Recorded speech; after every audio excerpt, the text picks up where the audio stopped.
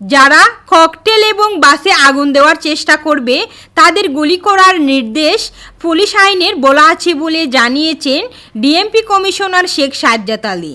বৃহস্পতিবার 20 নভেম্বর সকালে ডিএমপির cyber support সেন্টারের উদ্বোধনী অনুষ্ঠানে এ তথ্য জানান তিনি। ডিএমপি কমিশনার বলেন, নাগরিকদের সাইবার অপরাধের অভিযোগ দ্রুত গ্রহণ ও সমাধানে 24 ঘন্টা কাজ করবে ডিএমপির সাপোর্ট সেন্টার।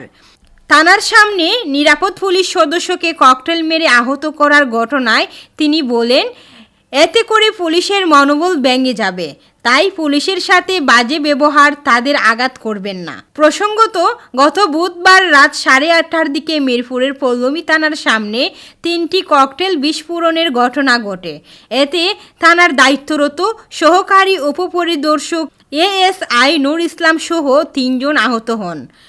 পুলিশ দায়িত্ব পালন না করলে 5 আগস্টের পরপর যেভাবে নিজের বাসাবাড়ির নিরাপত্তায় লাঠি দিয়ে রাত জেগে পাহারা দিতে হয়েছে তেমনটা করতে হবে বলেও হুঁশিয়ারি দেন শেখ সাজ্জাদ আলী।